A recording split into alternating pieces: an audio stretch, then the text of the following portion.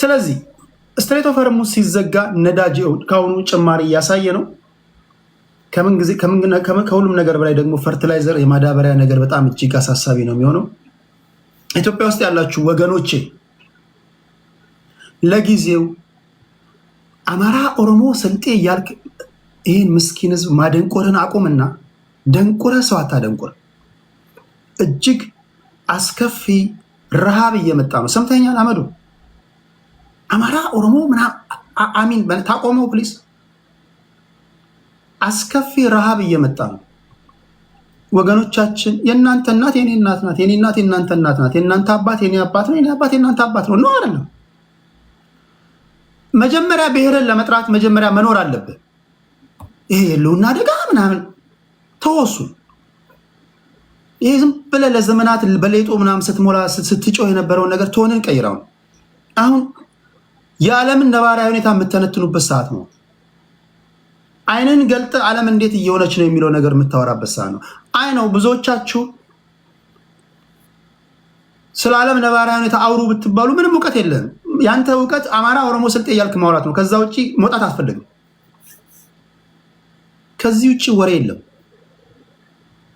በተቀመጥክበት ቦታ ላይ አማራ፣ ኦሮሞ ሳትል እያንዳንዱ በተለይ ሀገር ቤት ያለ ምስኪን ህዝብ እጅግ አደገኛ የሆነ ረሃብ አፍሪካውያን ላይ የተጋረጠ ነው። ፋኦ 32 የአፍሪካ ሀገራት እጅግ ለከፋ ረሃብ ይዳረጋሉ ተብሏል። ወገኖቻችን ሊያደርጉ የሚችሉትን ጥንቃቄ ካሁኑ ነው መናገር ያለብን። ፖለቲከኛ ማለት ይሄ ነው። ፖለቲከኛ ማለት የዓለምን ነባራዊ ሁኔታ አይቶ ከሀገሩ ሁኔታ ጋር አጣጥሞ ለህዝቡ ይበጃል ይጠቅማል የሚለውን ነገር የሚያወጣ ነው። አሁን እዚህ ጋር ስናወራ እንደ ኦሮሞ እንደ አማራ ሳይሆን እንደ ኢትዮጵያዊ ተቀምጠን ቢቻል እኔ ኤርትራዊ ነኝ ምናምን ሳትል ኦኬ ጥላቻ ምናምን የሚለውን ወይም ደግሞ የፖለቲካ ልዩነት ምናምን ሳይሆን አንተ እንደ ኤርትራዊ እኛ እንደ ኢትዮጵያዊ እንደ አፍሪካ ቀንድ ነዋሪ እየከፋ ከመጣው የዓለም ነባራዊ ሁኔታ ጋር እንዴት ነው ተስተካክለ መሄድ ያለብን? እንዲህ ነው ማውራት ያለብን። ልክ ነው ልክ አይደለም?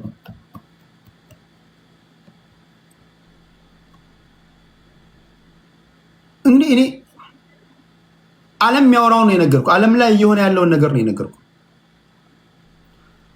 ፈርቲላይዘር በስትሬት ኦፍ ሆርሙዝ ነው የሚተላለፈው።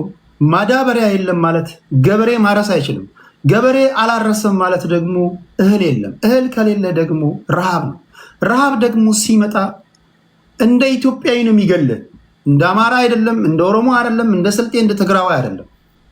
መጀመሪያ ጦርነት ገለዋል፣ ኑሮ ገለዋል። አሁን ደግሞ ረሃብ ሲመጣበት ህዝቡን አስቡት። ምንድነው ማድረግ ያለብን? አታስፈራራ ይለኛል። እንደው በጣም እኔ ተጨንቄልህ እንዳትፈራ በጣም በጥንቃቄ ነው ያወራሁልህ። ሲጀመር የምትፈራ ጉዳይ አይደለም፣ ግን በጣም እንደውም ግቢያችሁ ውስጥ እኔ ልነግራችሁ የምችለው ነገር ግቢያችሁ ውስጥ ትንሽዬ ቦታ ያላችሁ የሀገሬ ዜጎች ወገኖቼ ቶሎ ሊደርስ የሚችል ነገር መዝራት ጀምር። ሆድ እንዳይራብ ቶሎ ሊደርስ የሚችል ነገር ምንድነው? ለምሳሌ ንገሩኝ እስኪ። ቶሎ ዘርታችሁ ቶሎ ሊደርስ የሚችል ነገር በቆሎ ነው። በቆሎ ቢያንስ አስከፊውን ጊዜ በቆሎ የጋጥክም ታልፋለህ። በቆሎ ሌላ ምንድነው? እስኪ ንገሩኝ። በትንሽዬ ቦታ ላይ ዘርተነው ቶሎ ሊደርስ የሚችል ነገር ምንድነው? ጎመን። ኦኬ ጎመን፣ ሙዝ ንገሩኝ።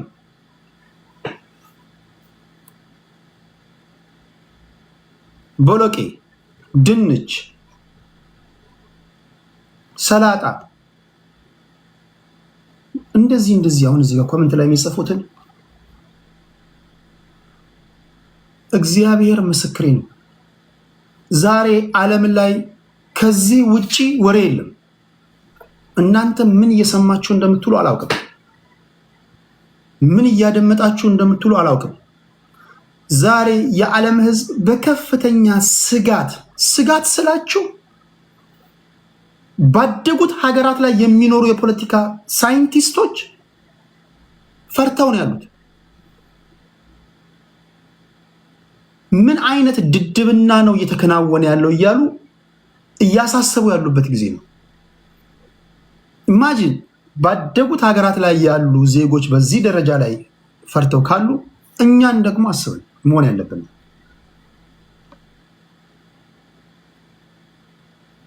ይህን ስላችሁ ገና ለገና የእህል ዋጋ ይጨምራል ብላችሁ ነጋዴዎች ደግሞ ፕሊስ በየማከማቻው በየመጋዘኑ ዝም ብለህ ምግብ አታስቀምጥ። የሶሻል ሚዲያ ተጽዕኖ ፈጣሪዎች ባገኛችሁበት አጋጣሚ ሁሉ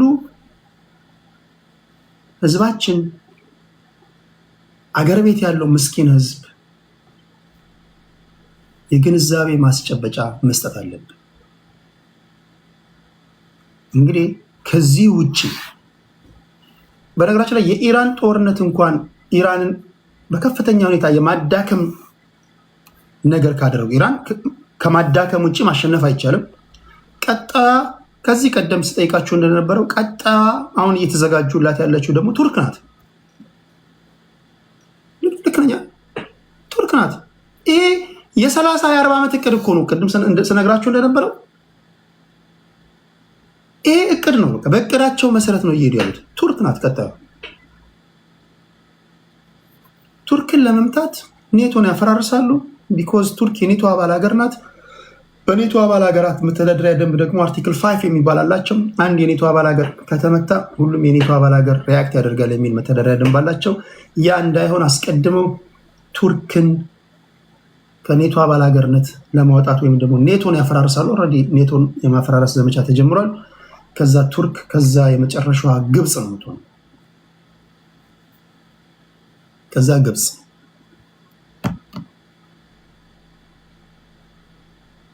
አሁን ያለው ነባራዊ ሁኔታ ይሄ ነው። በቀጣይ የሚኖሩ በቃ ወደ ለየለት ጦርነት ገብቷል። ወደ ለየለት ጦርነት ተገብቷል።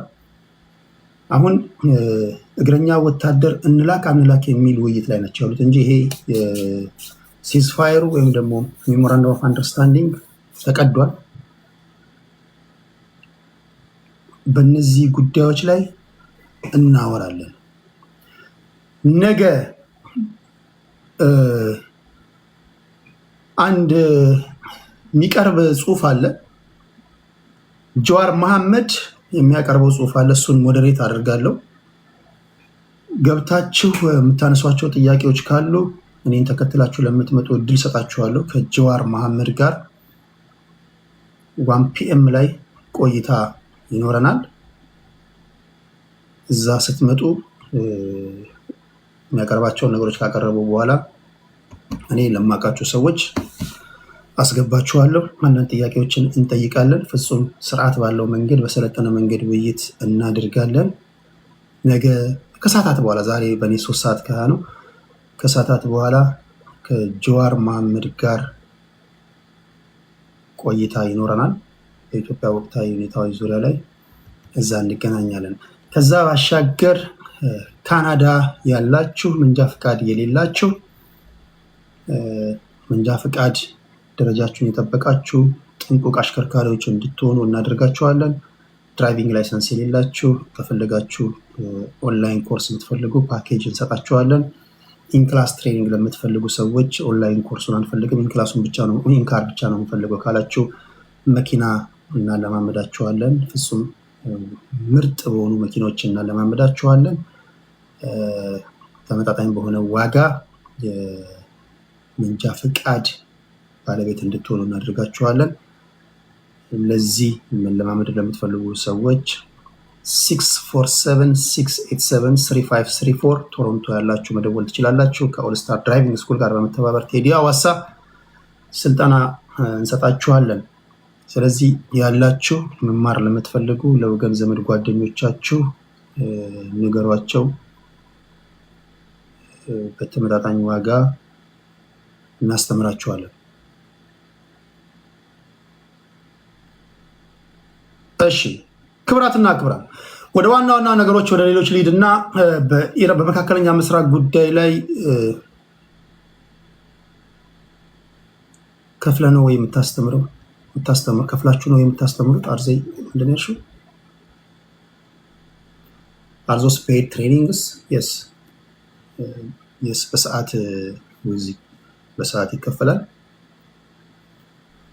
በሰዓት እንደ ልምድ ያላችሁ ከዚህ በፊት ሀገር ቤት የነዳችሁ ካላችሁ ትንሽ ብቻ የመንገዱን የህግ ጉዳይ ምናምን እናስተምራችኋለን። ፍጥነት ምናምን በተለይ ካናዳ ውስጥ ድራይቭ ማድረግ በጣም አስቸጋሪ እየሆነ ነው። ህጎች እየጠበቁ ነው። ፖሊሶች እዛም አሉላችሁ። ኢንሹራንስ ከባድ ሆኖባችኋል። ህጎች እየጠበቁ ነው። መንጃ ፍቃድ ዛሬ ነገ እያላችሁ እየተዘናጋችሁ ያላችሁ ካላችሁ ቶሎ ካልያዛችሁ ከዚህ ቀደም ኢትዮጵያ አሽከርክር ያለው ብላችሁ እንኳን ብትመጡ እዚህ የጽሁፍ ፈተና ትፈተኑና ቀጥታ ወደ ፉል ጂ ነበር የምትሄዱት። አሁን 1 ዓመት መጠበቅ ግዴታ ሆኗል። ነገሮች እየጠነከሩ እየመጡ ነው። የባሰ እየጠነከሩ ሳይመጡ በነፃ መስሎኝ ነበር፣ ለካ በገንዘብ ነው። እና ውብ እና ማራኪ በሆኑ መኪናዎች መንጃ ፍቃድ እንድታገኙ እናስተምራችኋለን ስል ኤንጂኦ መስሎ ነው። ሰው እኮ የዋን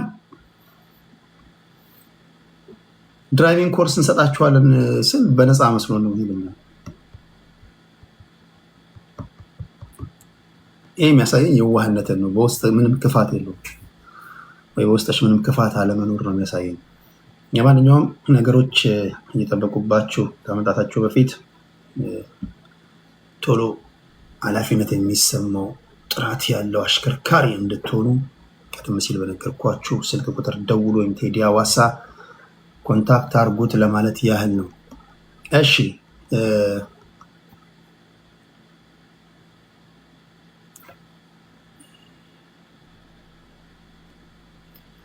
አሁን ባለው ሁኔታ የኢራን ጦርነት ከሱዳን ግጭት ጋር የሚመሳሰሉት ቀውስ ይኖራል። እሺ ወደ ወሬዎቹ ሊድ ቶሎ ወደ ወሬዎቹ ሊድ። እሺ ክብራትና ክብራን፣ የመጀመሪያው ዛሬ በሀገራችን ከሰማዋቸውና ሰምቼ፣ በነገራችን ላይ የኢራን ጉዳይ እያደገ መሄድ ስለሆነ በዚህ ጉዳይ ላይ ከዚህ ቀደም እንደምናደርገው ስናወራ የነበረን ልጆች ነገ ሳይሆን ከሰዓታት በኋላ ውይይት እናዘጋጃለሁ። አንብቡ፣ እያነበባችሁ እየሰማችሁ ለእኔ ቤት አድማጮች ለእኔም እውቀት የሚሆነንን ውይይት እንድናደርግ በቃ አሁን የምታነቡት የምታደምጡት ሁሉ ከዚህ ጋርና ከዚህ ጋር የተያዘ ብቻ ነው መሆን ያለበት። በአሁኑ ሰዓት ፖለቲከኛ ነኝ ብለህ ስለ መካከለኛ ምስራቅ እየሆነ ስላለው ነገር ማታውቅ ሰው ካለ ማፈር አለበት ወይ ማፈር አለብሽ። ሁሉም ሰው ትኩረቱን ወደ መካከለኛ ምስራቅ ነው ማድረግ ያለበት። ይሄ የህልውናችን መሰረት ስለሆነ ማለት ነው። በዛ ላይ የራሽያና የዩክሬንም ጉዳይ እንደዚሁ ራሽያን ዌስተርኖች እንደዚህ ፑሽ እያደረጓት አሁን እያሸነፈ ስለሆነ ነው ቭላዲሚር ፑቲን የተረጋጋው እንጂ የማስጨነቅ ነገር እንደዚህ ዩክሬንን ሰፖርት እያደረጉ ወደ ራሽያ እንድትተኩስ የማድረጉ ነገር ተጠናክሮ የሚቀጥል ከሆነ በቀጣይ ራሽያ ወደ ምዕራብ አውሮፓ ሀገራት እነሱን ለመምታት እነሱን ታርጌት ለማድረግ ወደኋላ አትመለስም። ስለዚህ እሱም ሲደመርበት አስቸጋሪ ነው የሚሆነው። ቻይና ታይዋንን ለመቆጣጠር በዚህ መሀል ልትገባ ትችላለች። ስለዚህ የዓለም ነባራዊ ሁኔታ ማይ ፍሬንድ እጅግ አሳሳቢ ሁኔታ ነው። ስለዚህ ሌላው ከዚህ ጋር በተያያዘ ማንም ኢትዮጵያዊ ማንም ቢያንስ የከፋ ነገር ቢፈጠር ዞረ የምትገባበት ሀገር አለች። ማንም ኢትዮጵያዊ በሀገር ጉዳይ ልፍስፍስ እንዳትሆን፣ በሀገር ጉዳይ ላይ ልፍስፍስ እንዳትሆን። የከፋ ነገር ሲመጣ ሀገር አለችን እንሄዳለን ይብላል። ሀገራቸው ለፈራረሰችባቸው ሰው በሀገር ጉዳይ ላይ ሩዝለስ ነው መሆን ያለበት። እዚህ ኮፍያ ስለሰጡ አንበሳ ስለሰጡ እንትን ምናምን ብለህ ልፍስፍስና ለቃቃሚያቱን በሀገር ጉዳይ ላይ ጠንካራ መሆን አለበት፣ ቆፍጣና መሆን አለበት። ሁሉም ሰው በሀገር ጉዳይ ላይ እንደማይደራደረው አንተም በሀገር ጉዳይ ላይ ጠንካራ መሆን አለበት። አገርህን ከሚያሳፍር ነገር አገርህን ለህልውና አደጋ በሆነ ስብሰባ ላይና ማንኛውም ነገር ላይ እንትን ማለት የለብን። በተረፈ በሀገር ጉዳይ ላይ ታወራለህ፣ ኦኬ። በውስጣዊ ጉዳይ ላይ ምን እናድርግ የሚል ነገር ታወራለህ። በተረፈ ግን አገርን ሊያፈራርስ የሚችል ነገር ላይ እንደ ኢትዮጵያዊ ከሚጠሉ ፖለቲከኞችና ሌሎች ኢንተረስት ግሩፖች ጋር በታምር መተባበር የለብንም። እሺ ይሄን ካልኩኝ በኋላ ወደ ዋና ነገሮች እንሄዳለን። ዛሬ በሀገራችን ከተፈጠረው እጅግ መነጋገሪያ ከሆኑ ጉዳዮች መካከል ይህን ታሪክ ልንገራችሁና የዚህ ሰውዬ እህት ጋዜጠኛ ናት። የተናገረችውን ነገር ላስደምጣችሁ። መጀመሪያ ታሪኩ እንዲህ ነው። ይህ ድርጊት የተፈጠረው በእግር ኳስ ሜዳ ነው። በጅማ ስቴዲየም በተካሄደ የክረምት ውድድር የፍጻሜ ጨዋታ ላይ ዳኝነት ሲያከናውን የነበረ የ27 ዓመቱ ወጣት መታደል አበራ ከ50 በላይ በሚሆኑ ደጋፊዎች ሜዳ ውስጥ በጅምላና በአሰቃቂ ሁኔታ ተደብድቧል። እንዴት እንደደበደቡ ታሳያችኋለሁ። ቴዲ አዋሳ የዩቲዩብ ላይ ቻናል ላይ ከመጣችሁ ማየት ትችላላችሁ። እዚህ ጋር ቲክቶክ ላይ ላሳያችሁ አልችልም። በዚህ አጋጣሚ የተለያዩ ዜናዎችን ማየት እንድትችሉ እነዚህን ዜናዎች ሁሉ ፖስት አደርግላችኋለሁ። ቴዲ አዋሳ የቴሌግራም ቻናል ላይ ቤተሰብ ያልሆናችሁ ቤተሰብ ሁኑ። ቴዲ አዋሳ የቴሌግራም ቻናል ስልክሽ ላይ ቴሌግራም ቻናል ካለ ቴዲ አዋሳ እዛ ግሩፕ ላይ መኖር አለባችሁ። አይ ቲንክ 7000 8000 ሰዎች አሉበት 6000 እዛ ላይ ቤተሰብ ሁኑ። ወቅታዊ ዜናዎችን በዚያ ነው የምናስቀምጥላችሁ። ቤተሰብ ያልሆናችሁ ቤተሰብ ሁኑ። ቴዲ አዋሳ የቴሌግራም ቻናል። እሺ ይህ ድርጊት የተፈጠረው በጅማ ነው። ይህ ወጣት ዳኛው ማለት ነው ቀደም ሲል የጅማ አባቡና ግብ ጠባቂ ነበር። ጅማ አባቡና ግብ ጠባቂ ነበር። እንደምታውቁት እግር ኳስ ተጫዋቾች ሲያረጁ ወይም ደግሞ ጡረታ ሲወጡ ወይ አሰልጣኝ ይሆናሉ ወይ ዳኛ ይሆናሉ። ከስንት አንዶች ናቸው ማጅራት መቼ የሚሆኑት አውቃለሁ። እኔ ከብሔራዊ ቡድን የተጫወቱ ፕሪሚየር ሊግ ላይ የተጫወቱ ጥሩ ገንዘብ ፈርመው የወሰዱ ተጫዋቾች አብዛኞቹ ዛሬ ግማሹ ጎዳና ወጥቷል፣ ግማሹ ማጅራት መቼ ሆኗል። ታውቃላችሁ። ይሄን ትንሽ ለሞራላቸው ብዬ ነው እንጂ አብዛኞቹ ከመቀመጫ ወንበር ላይ ተነስታችሁ ያጨበጨባችሁላቸው ተጫዋቾች በአንድ ወቅት የፕሪሚየር ሊጋችን ጎል አስቆጣሪ ኮከብ ተጫዋች ምናምን የነበሩ ዛሬ አብዛኞቹ ማጅራት መቼ ሆኗል። ማመን ይከብዳችኋል። ያ ሁሉ ለፊርማ የተሰጣቸው ገንዘብ ሴት ገባ ልትሉ ትችላላችሁ። ያ ሁሉ የፈረሙት ብርሳ ቅምቀማና ቼክ ጨርሰው አም ሶሪ ቼኮችን ወይም ደግሞ ሴቶችን እዚህ ጋር ብሌም እያደረኩኝ አይደለም። ሲጀመር ሴቷ ሄዳበት ሳይሆን ራሱ ሄዶ እነሱ የሚናገሩት ምንድነው አንድ ሴት አግብቼ እንደዚህ አከዳች ምናምን ሁሉም ደግሞ ተመሳሳይ ሪዝን ነው የሚያቀርቡት። መድኃኒት አረገችብኝ፣ መተት አረጉብኝ ምናምን ይላሉ። ለማንኛውም ይሄ ዳኛ እግር ኳስ ተጫዋች ነበር። የጅማ አባቡና ግብ ጠባቂ ነበር። እግር ኳስ ጫማውን ከሰቀለ በኋላ በዳኝነቱ ስራ ተሰማራ እና እዛ ተጫውቶ ባለፈበት ስቴዲየም ላይ ዳኝነትን እየመራ ባለበት ላይ እጅግ አሳፋሪ በሆነ ሁኔታ ድብደባ ደረሰበት። በደረሰበት የጉልበት ጉዳት ምክንያት በጊዜ ከጨዋታ የራቀ ተጫዋች ነበር። ከዛ ወደ ዳኝነት መጣ። በዳኝነት ሙያ ላይ ልክ በእግር ኳሱ ዓለም እንደነበረው ሁሉ ታታሪ፣ ምስጉን እና በጣም ስፖርቱን የሚወድ ስራውን የሚወድ ሰው ነበር።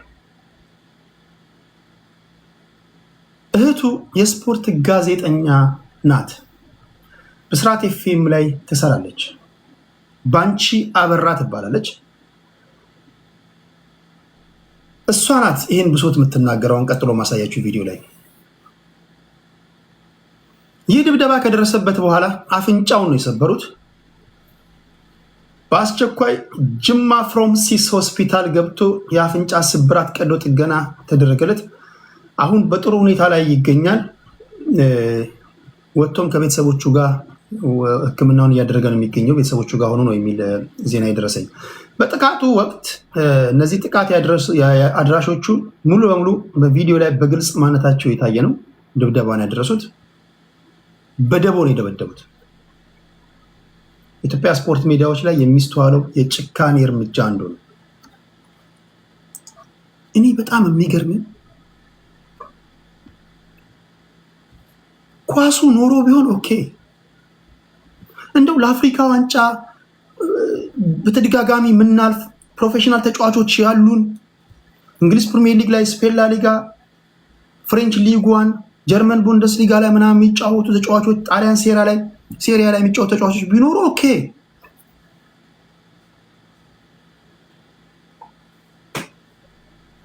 አሁን ይሄ ህዝብ ኳስ ሜዳ በተፈጠረ ነገር ተደባደበ ቢባል እንደው የዓለም ህዝብ አይሰጥም?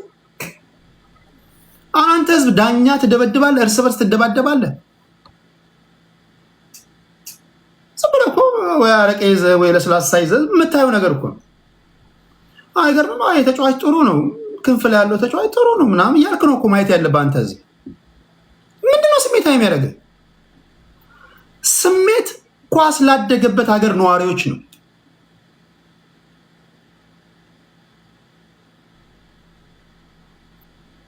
ቆይ አታፍርም? ስትደባደብ ድንጋይ ስትወረውር ኖ ለሌላ ሀገር የምትሰጠው ሪዝን ለአንተ አይሆንም። ሌላ ሀገር ላይ ኳስ ስሜት ነው ቴዲ ምናምን ሊሉ ይችላሉ። የስ እንግሊዝ ውስጥ ለንደን ውስጥ ያለ ደጋፊ ማንቸስተር ውስጥ ያለ ወይም መርሲሳይድ ደርቢ ሊቨርፑልና አርሰናል ምናምን ሊቨርፑልና ማንቸስተር ሲጫወቱ ደርቢ ላይ ትንቅንቅ ምናምን ሊኖር ይችላል። እንደዛም ሆኖ ቁጭ ብሎ ሻይ ቡና ምናምን ይጠጣሉ፣ ተጨባብጦ ምናምን ይሄዳሉ። አሁን እንደውም እየሰለጠነ ነው ኳስ። ስፔን ላይ ማድሪድ እና ባርሴሎና ደጋፊዎች ምን ቢበሻሸቁ ምናምን ተቃቅፈው ምናምን ይሄዳሉ። የዓለማችን ሀያል የሚባል እንኳን እግር ኳስ ጨዋታ የሚያከናውኑ የዓለማችን ድንቅ ደርቢ እንኳን ባለበት ሀገር ላይ ምን ሆነ ነው አንተ? መከራከር ራሱ እኮ ሲበዛብን እኔ ሊመልስልኝ የሚችል ሰው አለ? ለምንድን ነው የምትፈነካከተው? ለምንድን ዳኛ የምትመቱት? የትኛው ስሜት ተነክቶ ነው? ቆይ እኔ ግራ የገባኝ ነገር የትኛው ከዚህ ቀደም የማይደፈረው ስሜት ተነክቶ ነው በእግር ኳስ ተደፈረብኝ ብለህ ዳኛ አሳደህ የምትመታው?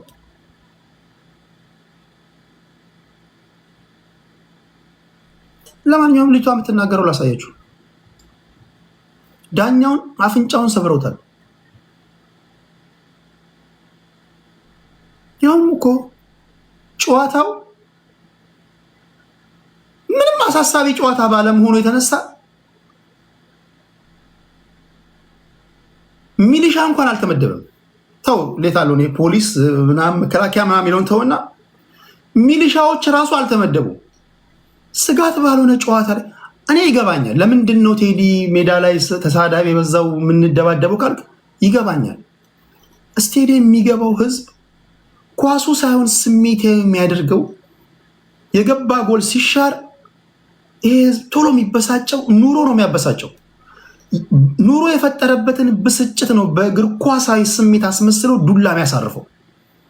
አይታችሁት ከሆነ በጣም ቁጡ ምናምን የሆኑ ሰዎች ኖ ኳሱ አይደለም ቁጡ የሚያደርጋቸው ኑሮ ነው የሚያበሳጫቸው። ወይ የቀጠራትን ቺክ የሚጋብዝበት ገንዘብ የለውም፣ በዚህ ንዴት ነው ስቴዲየም የገባው። ወይ ቁርሱን ሳይበላ ነው የወጣው። ወይ ከዚህ በኋላ ያለው ህይወቴ ምንድን ነው የሚሆነው? እኔ ምንድን ነኝ እያለ እየተጨነቀ ምናምን ነው። ድንገት ኦፍሳይት ምናምን ሲባል ይነድዳል። ሌላ ሀሳብ ውስጥ ነበር። ብዙ ጊዜ እኔ የምፈራው ተስፋ ያላቸውን ሰዎች አልፈራም። እነዚህ ተስፋ የሌላቸውን ሰዎች የምፈራው ነው። ተስፋ ያላቸው ሰዎችማ በጣም ጥንቁቅ ናቸው። ከሰው ጋር አይጣሉ፣ ግርግር ውስጥ አይገቡም። አይታችኋል። ብዙ ጊዜ እንደምናገረው ብዙ ጊዜ ደጋግሜ የምናገረው እውነት ስለሆነ ነው። ተስፋ የቆረጠ ሰው ተስፋ ያለውንም ይዞ ይጠፋል። እናትን እኔ እዚህ ለራሴ ቸግሮኛል፣ ድጋሚ የገባን ጎል ኦፍሳይድ ብለህ ትነፋለህ እንዴ ምናምን ብሎ አጀር ይዞ ይወጣል። ገጀራ ምናምን። ይሄ አጀር ገጀራ ይዞ የሚወጣው ደጋፊ ማንና ማን እንደሚጫወት አያውቅም።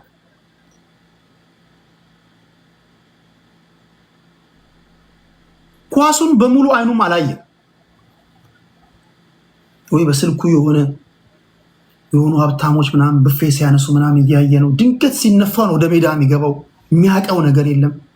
ያንተ ቡድን ድንጋይ የሚወረውረውን ያንተ ቡድን የትኛው ነው ብለህ ብትጠይቀው አያውቅም። ሜዳ ውስጥ አንድ ተጫዋች ወይም ደግሞ አንድ ቲም ስንት ተጫዋቾች ነው የሚያሰልፈው ምናምን ብለህ ብትጠይቀው አያውቅም።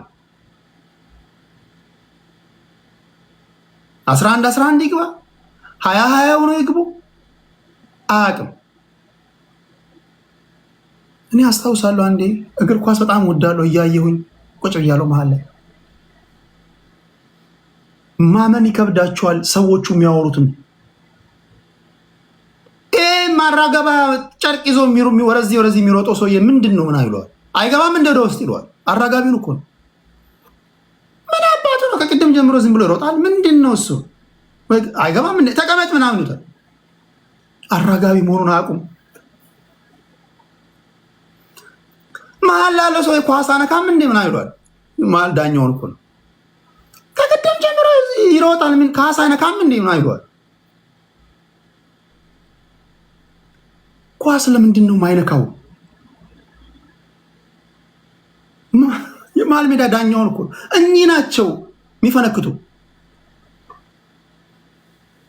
ሲፈነክቱ ግን ለምን እንደፈነከቱ ለምን እንደደበደቡ የሚያቀርቡልህ ሪዝን ደግሞ የበለጠ ይገላል ይሄ ማንነታችን ላይ የመጣ ጥቃት ነው ሊል ይችላል ወይ ለኛ ቡድን ያዳላል ይላል አሲፍ በቃ ኳሱን ሲያይ እንደነበረ ገብቶት ያይን በቃ ይመስል እኚህ ናቸው ሰው የሚገሉት እኔ ኳስ የሚያቅሰው በሪዝን ሲከራከር ነው ማለት ኢቭን ዳኛ እንኳን ቢሳሳት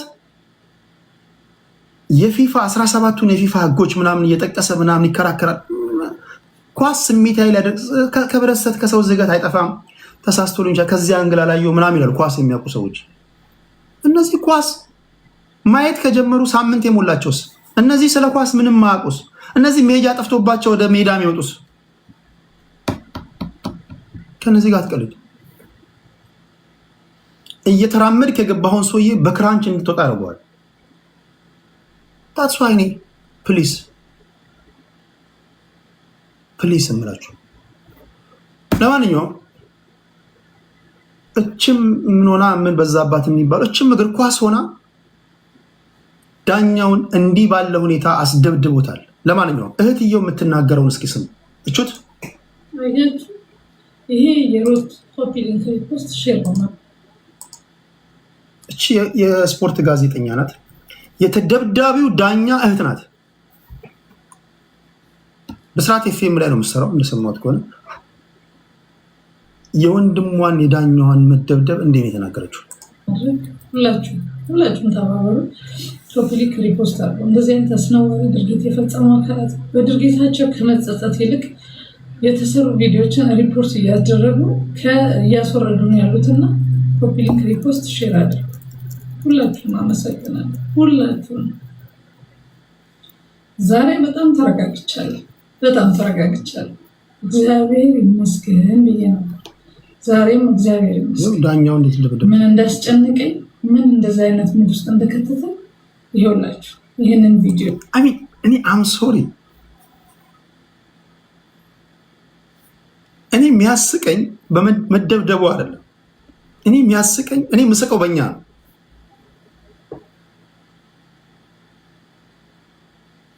እኔ የምስቀው በእኛ ነው ማፍረው እኔ በራሳችን እኔን ጨምሮ እኮ እያፈርኩኝ እኮ እንደ አንድ ኢትዮጵያዊ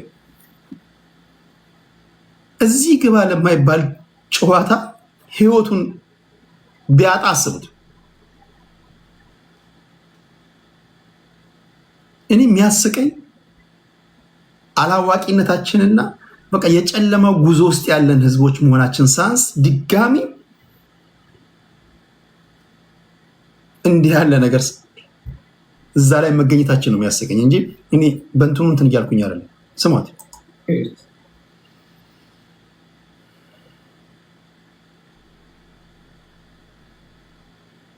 አያችሁ ይሄ የሮጠ ያለው ራሱን ለማትረፍ ከዚህ ሁሉ መንጋ የሚታገለው ታናሽ ወንድም ነው ታናሽ አይደለም ሁለተኛ ታናሽ በእኔና በሱ መሃል ሁለት ወንድሞች አሉ ስፖርት ከቤት ነው መለከፍ በሉት ልክፍት ከቤት ነው እግር ኳስ ተጫዋች ነበር ግብ ጠባቂ ነበር ጉልበቱ ላይ ጉዳት አስተናግዶ ከእግር ኳሱ ራሱ ከራቀ በኋላ ከስፖርቱ ላለመውጣት ወደ ዳኝነት የመጣ ገና ታዳጊ ከዲ ወደ ሲ አድጎ ቢን ለማግኘት የውስጥ ውድድሮችን የሚደር ትንሽ ወንድሜ ነው አሰባችሁታል ይሄን ነገር እኮ በሀገር ውስጥ እግር ኳስ ሁሌም የምቃወመው ለማንም ለማላቀው ሁሉ ሰው በመሆን ብቻ ስፖርቱን ተውት፣ ሰው ስለሆነን ብቻ ይሄ የደቦ ፍርድ የመንጋ ፍርድ ይቅር፣ የኢትዮጵያን እግር ኳስ ያቀጭጫል እያልኩኝ ስታገል የኖርኩ ነኝ። እስቲልም በዚህ ሁኔታ እየታገልኩ ያለው ግን ደግሞ እንደዚህ አይነት ቪዲዮ አይታችሁ አዝናችሁ ስታዩ የራሳችሁ ቤተሰብ ሲሆን ደግሞ አስቡት። በጣም ነው የሚያስደነግጠው። ወድቆ ቢሆን አስባችሁታል? አንሸራቶት ወድቆ ቢሆን ሜዳ ላይ አስባችሁታል? ምን ሊፈጠር እንደሚችል አስባችሁታል? ይሄ ውድድር በነገራችን ጅማ ላይ ነው። ጅማ ላይ የተካሄደ ውድድር ነው። ጅማ ላይ ይሄ አሁን ክረምት ነው። ብዙ የውስጥ ውድድሮች እዛ ጥግ ላይ ሰውየውን ተመልከቱ። እዛ ጥግ ላይ ዩቲዩብ ላይ ያላችሁ በዱላ ተራግጦ አልበቃ ሲለው ከሰዎቹ ከዛ ጥግ ላይ ከጎሉ ባሻገር የማዕዘን የኮርና መምቻ እንጨቱን ይዞ ይውላችሁ ሲሮጥ ታያላችሁ። ይሄ ውድድር በነገራችን እዛ ጥግ ሄደ ያነጭ የለበሰው ይታያችኋል። የኮርና መምቻውን ሰበረ። ይሄ አሁን ክረምት ነው። ብዙ የውስጥ ውድድሮች አሉ። የሙስሊም ወጣቶች ካውንስል ያዘጋጀ ውድድር ነው። የእርስ በርስ ውድድር ነው። እዚህም የሚያዳርስ ምንም ነገር እኮ የለም። ምንም ነገር በተለያዩ ቀበሌዎች ላይ ያሉ መስጊዶች ተዋህደው የሚወዳደሩት ውድድር ነው። አዘጋጁ የሙስሊም ወጣቶች ካውንስል። እንጨት አስቡት እስኪ። አሁን እዚህ ላይ እንደዚህ አይነት ነገር እንዴት ይፈጠራል ብላችሁ ታስባላችሁ? የጸጥታ አካል የለም። ምንም አይነት ፖሊስም የሚሊሻም ምንም አይነት ነገር አልነበረም ሜዳ ውስጥ። ወድቆ ቢሆን ኖሮ ግን እንደዚህ ሩጦ ሲያመልጥ አንሸራቶት ወድቆ ቢሆን ኖሮ ያ ሁሉ ከኋላ ሲከተል የነበረው መንጋ ምን ሊያደርገው እንደሚችል አስባችኋል?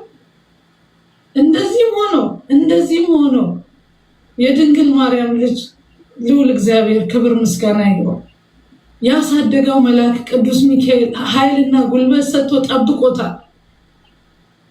እንደዚህ አምልጦ አፍንጫ ተሰብሯል። ይሄው ይሁት ሆስፒታል አሁን ይሄንን ቪዲዮ ስለቅ ነው ሆስፒታል ይወጣ። ጅማ ፍሮምሲስ ከፍተኛ ሆስፒታል ቀዶ ጥገና ተደርጎለት ነው የወጣው። ገና ነው ሕክምናው ገና ነው። አሁንም ይሄ እንደታሸገ ነው ያለው። ተከታታይ ሕክምናዎች አሉ። የአፍንጫው አጥንት ተሰብሯል። አይኑ ጠፍቶስ ብሎ ቢወድቅ ደግሞ ሞቶስ ብሎ ለዚህ እኔ ተይ የሀገር ውስጥ እግር ኳስ ተይ ምናምን ስትሉኝ ተው ነገ ሌላ ቀን ነው እያልኩኝ የምከራከር ሰው ውድ ወንድሜን አጥቼው ነበር። በጣም ስሜት ላይ የነበርኩት በጣም ዛሬ በጣም ተረጋግቼ ነው። በጣም ይህንን 3 እና 4 ቀን ነበርኩኝ ብዬ ለማውራት ይቸገራል። አስባችሁታል? ታናሽ ወንድሜ ብቻ አይደለም የአደራ ልጅም ጭምር ነው። እናት አባቱ ጸሎት በህይወት ባይኖሩም ጠብቆታል፣ ከልሎታል። ስለዚህ በዚህ ምክንያት ነው ስሜት የነበርኩት። ሁላችሁም ከጎኔ ለነበራችሁ ከልብ ነው የማመሰግነው። ደውላችሁም ኮሜንት ላይም በውስጥም ለጻፋችሁልኝ ሁላችሁ እግዚአብሔር ብድራችሁን ይክፈላችሁ። ይሄ ነበር በጣም እንትን በለኝ የነበረው። በማይረባ ይሄ ለሰከንድ ስሜትን መቆጣጠር ባለመቻል የሰው ህይወት ይጠፋል። አሁንም ክረምት ነው፣ የውስጥ ውድድሮች አሉ። እነዚህ ወጣት ዳኞች እነዚህ ነገን ተስፋ አድርገው እነ በአምላክን እነ ሊዲያን እያዩ አድገው ነገን ኢትዮጵያን ወክለው ትልቅ ደረጃ ለመድረስ የሚያስቡ ትንንሽ ዳኞች ማን ዋስትና የሚወስድላቸው? ማን ነው የሚጠብቃቸው? እንዴት ነው በእንደዚህ አይነት ሁኔታ ውስጥ እንዴት ነው ነገን ተስፋ ሊያደርጉ የሚችሉ? ስለዚህ አሁን ክረምት በተለያየ ቦታ የውስጥ ውድድሮች ይደረጋሉ። እንደዚህ አይነት ነገሮች እንዳይደገሙ ትኩረት ሊሰጥ ይገባል። እኔ እግዚአብሔር ይመስገን፣ መድኃኒዓለም ክርስቶስ ይመስገን፣ ድንግል ማርያም ክብሩን ትውሰድ፣ ያሳደገን መልአክ ቅዱስ ሚካኤል ክብሩን ይውሰድ። ወንድሜ ተርፏል። ወንድሜ ተርፏል። ስብራት ምንም አይደለም። አፍንጫውን የተሰበረው በጊዜ ሂደት ገና ሕፃን ልጅ ነው። በጊዜ ሂደት እሱ ሰላም ይሆናል። ቢሞትስ ሞትም አለ እኮ ነገራችን ሊገሉት ይችሉ ነው። እባካችሁ እንደዚህ አይነት ውድድር ስታዘጋጁ አዘጋጆች ኃላፊነት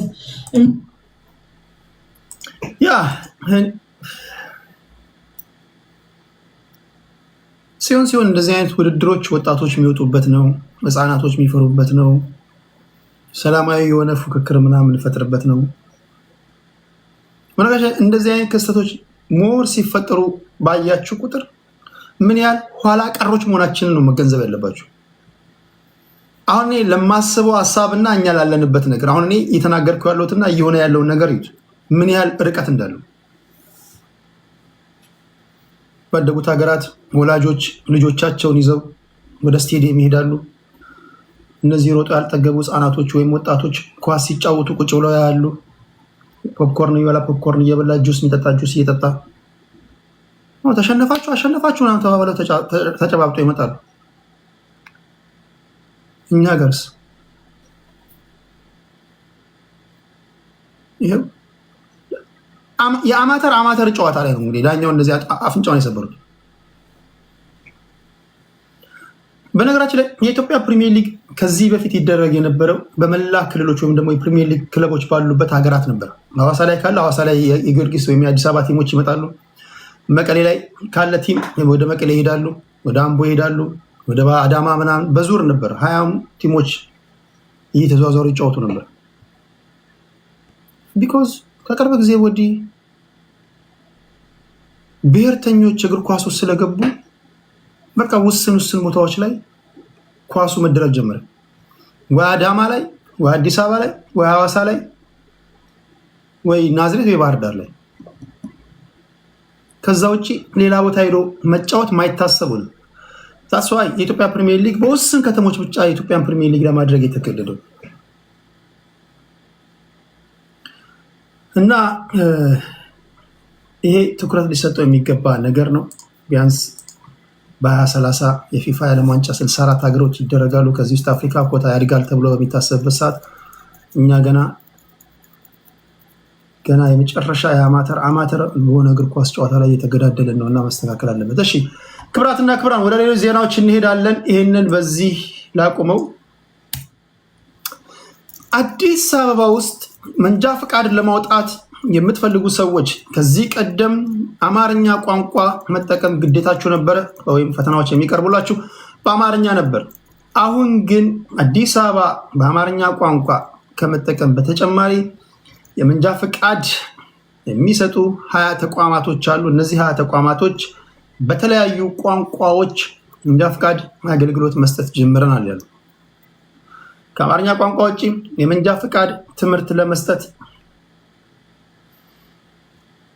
በከተማዋ አሽከርካሪ ሆኖ ፈቃድ ለማውጣት የቁጥጥርና የአሽከርካሪ ዘርፍ ኃላፊ ወይም ደግሞ ምክትል ስራ አስኪያጅ ወይዘሮ ወርቅአለም በላይ ከአማርኛ በተጨማሪ 3 ቋንቋዎች ስርዓተ ትምህርትና ፈተና ዝግጅት ከባለፈው ዓመት መጨረሻ ጀምሮ ተጠናቆ አሁን ወደ ተግባር ገብተናል ይላሉ። እነዚህ 3 ቋንቋዎች ምንድናቸው ነግራችኋለሁ። በአሁኑ ወቅት አዲስ አበባ ከተማ የመንጃ ፈቃድ ስልጠና ከሚሰጡ 142 በላይ ተቋማቶች 20ዎቹ በአፋን ኦሮሞ፣ ትግረኛና ሶማሊኛ ትምህርት እንደሚሰጡ ተናግረዋል። አፋን ኦሮሞ፣ ትግረኛና ሶማሊኛ። የማሰልጠኛ ተቋማቱ በ3ቱ ቋንቋዎች ስልጠና ለመስጠት የተለያየ መስፈርት አይጠይቅም ብለዋል። ሆኖም ቋንቋዎቹን የሚችል መምህር ማዘጋጀት ግን ግዴታ ነው ተብሏል። አፋን ኦሮሞ፣ ትግረኛና ሶማሊኛ መናገር የምትችሉ ሰዎች መንጃ ፈቃድ ወይም ደግሞ ስራውን ለማግኘት ተቀዳሚ እድል ይኖራቸዋል። ከመንጃ ፈቃድ ትምህርት በተጨማሪ ቋንቋዎቹ እንዲሰጥ የተፈለገበት ምክንያት ያብራራሉ እኚህ ባለስልጣን። በቋንቋዎቹ ለምንድን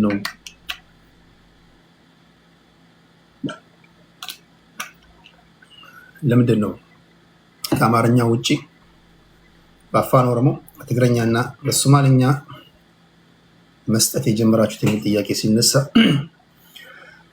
እነዚህ በአዲስ አበባ ወይም በአጎራባች አካባቢዎች እየኖሩ በቋንቋ ችግር ምክንያት ከስልጠና እንዳይስተጓጉሉ ለማድረግ እንደሆነ ተናግረዋል።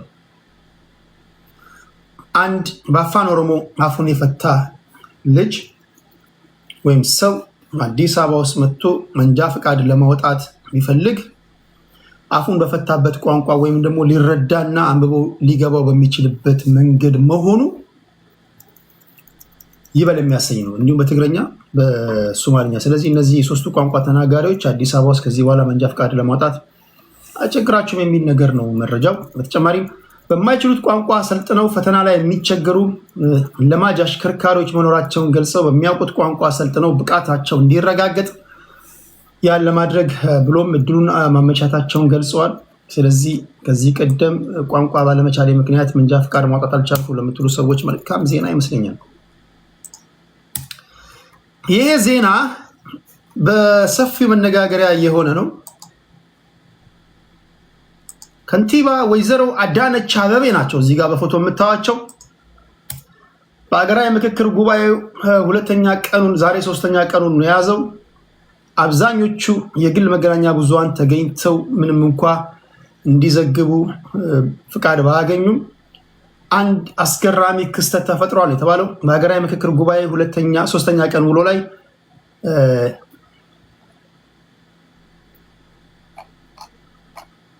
የግል መገናኛ ሚዲያዎች ባልገቡበት ቦታ የተዘገበ አንድ ዜና ይሄ ከዚህ ጋር የተያያዘ እቺ ሴት እርጉዝ ነበረች። በሀገራዊ ምክክር ላይ ለመሳተፍ ነው ወደ አዳራሹ የገባችው እና እዛው አዳራሽ ውስጥ ልጅ ወለደች ነው። እሺ በሀገራዊ ምክክር መድረክ ላይ ለመሳተፍ መታ አንዲት ነፍሰ ጡር እዛው መድረክ ውስጥ ወይም ደግሞ እዛው የስብሰባ አዳራሽ ውስጥ ልጇን ብትገላገል የወለደችው ልጇን ማን ምትለው ይመስላችኋል? እስኪ ስም አውጡ ብትባሉ አይ ነው አንዳንድ ተንኮለኞች አላችሁ ልታውጡ የምትችሉት ነገር ገና ካሁኑ ሊያስቀኝ ነው። የሀገራዊ ምክክር ኮሚሽን ጥሪ ተቀብላ መጣች። ነፍሰ ጡር ናት። እዛው አዳራሽ ውስጥ ልጇን ወለደች። ስሟን ማን ትበለው?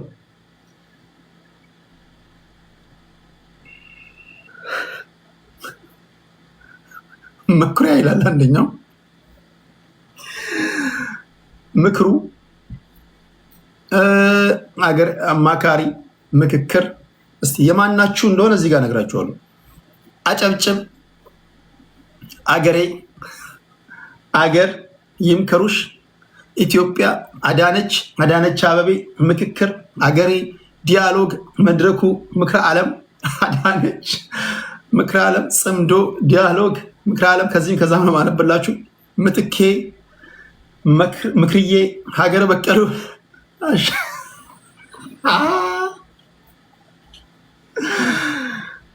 እኔ ሆን እናንተ ሰላም ማክር ለልጄ ስም አላወጣም። እሷም ግን ቀድማ አብዛኞቻችሁ ከመከራችሁት ከሰጣችሁት ሀሳብ አንዱ ነው ፒክ ያደረገችው። እልልታ ማይክራፎን አዳራሽ ሽብሩ እንዴት ሽብሩ ሊሆን ይችላል? እንዴት ሽብሩ ሊሆን ይችላል? ቴዲ ብር ስጠኝ የልጁ ስም ነው። እልልታ አሽቃባጭ ነፃነት አሚን። አንዳንዶቻችሁ ስም ስታወጡ ከየትኛው ጎራ እንዳላችሁ መለየት አይከብደኝም። አሁን የመንግስት ደጋፊዎች የሚያወጡት ስምና ከመንግስት በተቃራኒ ያሉ ሰዎች የሚያወጡት ስም ይለያያል። አቀፍ ጨበራ አሻግሬ አበሉ 4000 ተገኘው ሲስ ተወካይ ነኝ ዜግነት ፓርላማው ሰብስቤ ፍትህ አስማማው አንድነት ጉባኤው ብልጼ ስብሰባ። ለማንኛውም እቺ እናት አገራዊ ምክክር መድረክ ላይ ተገኝታ ልጇን ተገላገለች። ይሄ ወይዘሮ አዳነች አቤቤ ከንቲባ የአዲስ አበባ ከተማ ከንቲባ ናቸው። ልጇን ይዘዋል። የወለደችውን ልጇን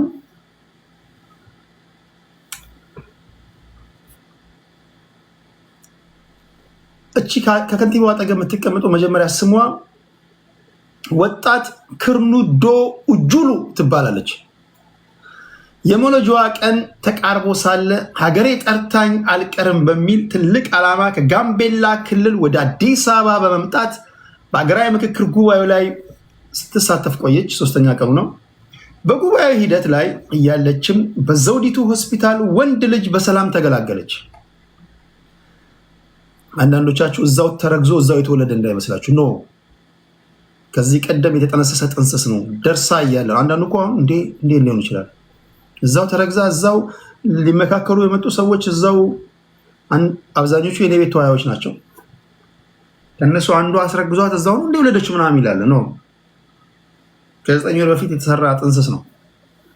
እሺ በጉባኤ ሂደት ላይ እያለችም በዘውዲቱ ሆስፒታል ወንድ ልጅ በሰላም ተገላግላለች። እንኳን በሰላም ተገላገልሽ። ይህን ተከትሎ የአዲስ አበባ ከተማ ከንቲባ አዳነች አቤቤና የጋምቤላ ክልል ርዕሰ መስተዳድር ወይዘሮ አለሚቱ ኡመድና እናቲቱ ባረፈችበት ቤት አካል ሄደው ሆስፒታል ሄደው ጎበኟት። ወጣቷ ክርኑዶ ኦጆሎ የተለመደውን የቤተሰብ ስም ማውጣት ባህል በመተው የልጇን ስም የሀገራዊ ምክክር ኮሚሽኑ እንዲያወጣላት ጠየቀች። በነገራችን ላይ የሀገራዊ ምክክር ኮሚሽን ላይ አብዛኞቹ የኔ ቤት ተወያዮች ሄደዋል መሰለኝ። ምን አጀንዳ እንዳስያዙ ምን ጠይቃቸው ይሆናል ሲመለሱ። የልጇን ስም የሀገራዊ ምክክር ኮሚሽኑ እንዲያወጣላት ጠየቀች። በዚህ መሰረት የህፃኑ ስም ምክክር ተብሎ ተሰይሟል። ምክክር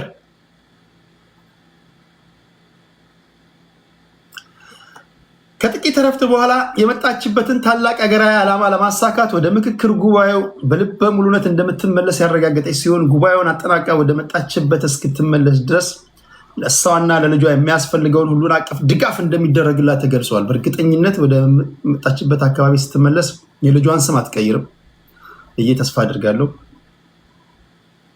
አዲስ አበባ ሲሆን ምክክር አዲስ አበባ ወደ አካባቢዋ ስትሄድ ደግሞ ውጁሉ ወይም አኳይ እንደማትለው አንረሳም፣ አይተናል። ከ20 ዓመት በኋላ የልጁን ስም የተከታተለን እንዘግባለን። ለማንኛውም ክርኑዶ ኡጁሎ ከጋምቤላ መታ ምክክር ኮሚሽን የጠራው ስብሰባ ላይ እዛው ወለደች። ልጇንም ምክክር ብላለች። እንኳን ተወለደ ምክክር። ምክክር ሲያደግን ጊዜ ብዙ ነገር ይጠበቃል ከሱ። በሚዲያው ዘርፍ ተሰማርቶ የተራራቁ ሀሳቦችን አቀራርቦ ያወያያል ምናምን ተብሎ ይጠበቃል። ነገሮችን በምክክር ይፈታል ተብሎ ነው የሚታሰበው። ጥሩ ስም ነው፣ ወቅቱን የጠበቀ ስም ነው። በሰላምና በጤና እንዲያድግ እንመኝለታለን። እሺ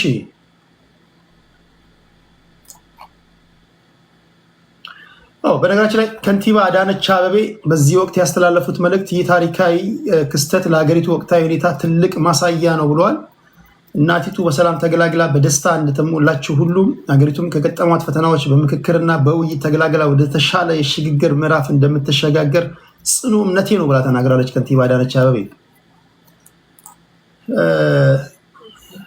እሺ ሌላ እቺን ልበልና ካለኝ ሰዓት አንጻር ወደ ሌሎች ዜናዎች መሄድ አልችልም። ነገ ከሰዓታት በኋላ እንገናኛለን። የትኛውን ዜና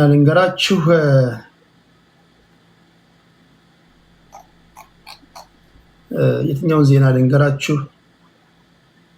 እሺ ይሄን ዜና ልንገራችሁና ቀሪዎቹን ከ2 PM በኋላ ስንገናኝ ነግራችኋለሁ። በጉራጌ ዞን እርሻ ላይ የነበረ ግለሰብ ነው። እርሻውን እያረሰ በነበረበት ሰዓት 11 ግለሰቦች ወደሱ መጥተው በዱላ ደብድበው ህይወቱ እንዲያልፍ አርገውታል የተባለው። እነዚህ 11 ተከሳሾች በጣም ጭካኔ በተሞላበት መንገድ ነው የገደሉት።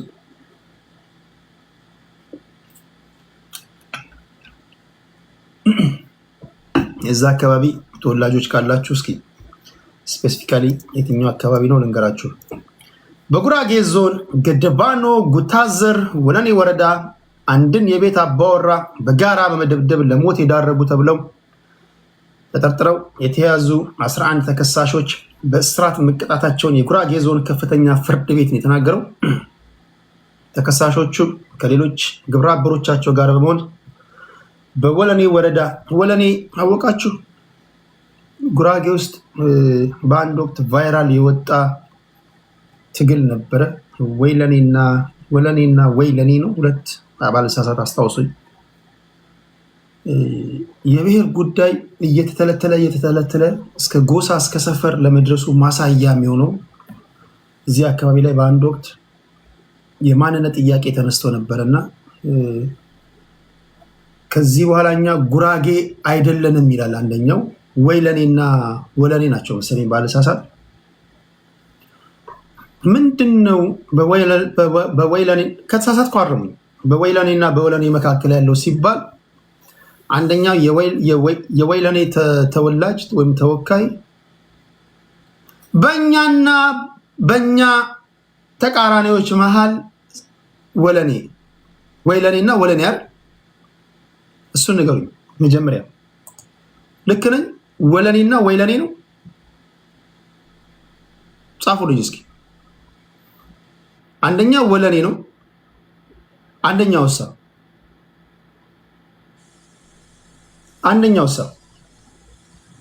የላችሁም? የአካባቢ ቶር ወለኔ አለ።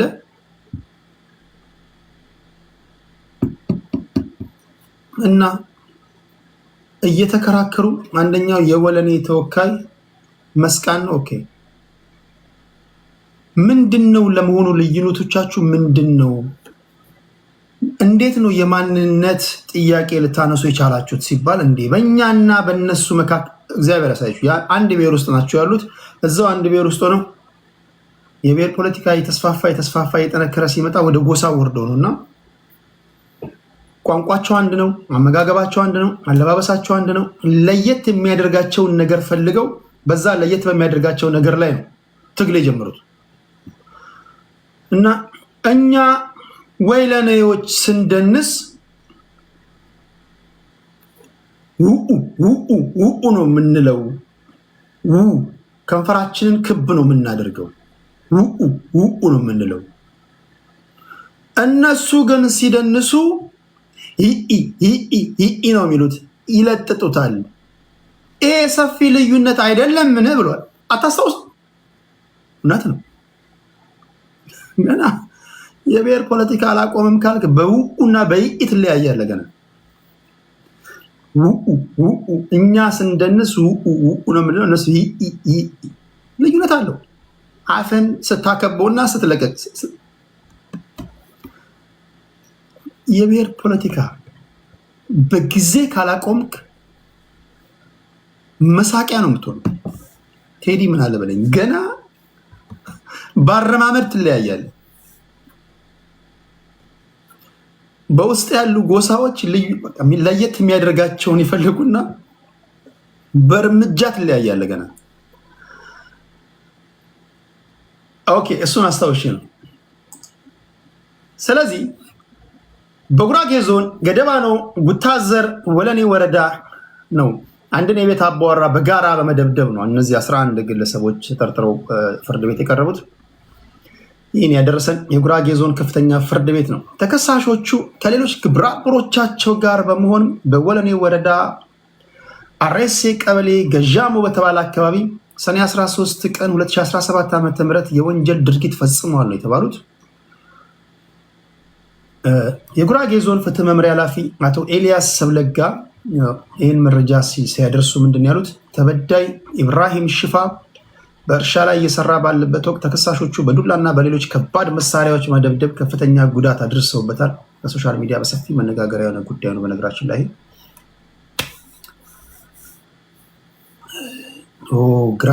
ግራኒን አወቃችኋት? እሷን እዚህ ጋር ኮመንት ላይ ይቻታለሁ። የ70 ዓመቷ ሴትዮ ቴዲ ሐዋሳ ወድጄሃለሁ አስጨርሰኝ አለችው ሴትዮ አይቻታለሁ። ስላየሁት ደስ ብሎኛል። ስላየሁት በጣም ደስ ብሎኛል። ግራኒ በጣም አድናቂዎት ነኝ። በተለይ በስመ አብ ከወገብ በታች እብድ ነዎት። እንዴት ነው ግን ከወገብ በታች ያላረጁት?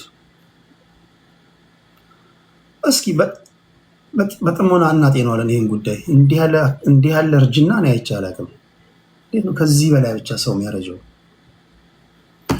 እሺ ለማንኛውም እነዚህ በእርሻ ላይ የነበሩ ባላባት በዱላ ነው ፍጹም ጭካኔ በተሞላበት መንገድ ቀጥቅጠው የገደሏቸው።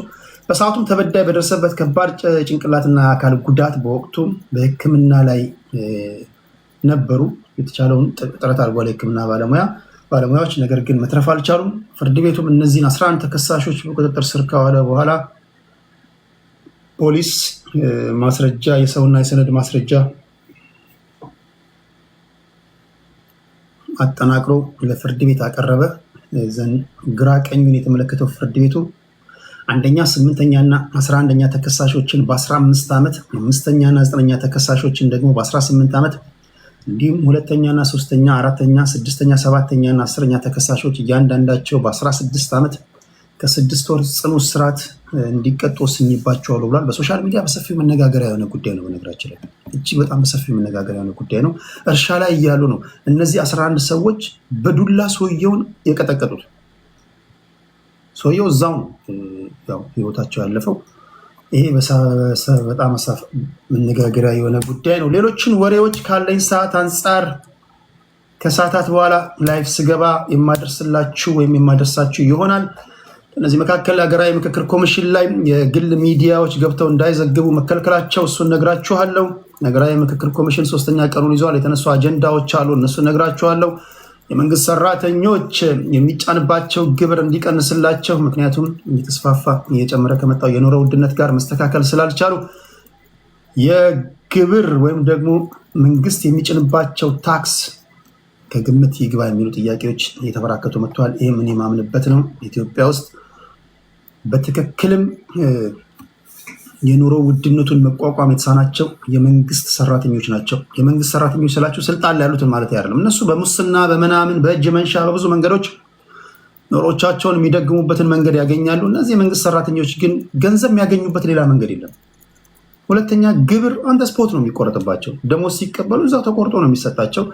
ብቸኛው ግብር የሚከፍል ኢትዮጵያ ውስጥ በታማኝነት በሀቅ የመንግስት ሰራተኛው ነው።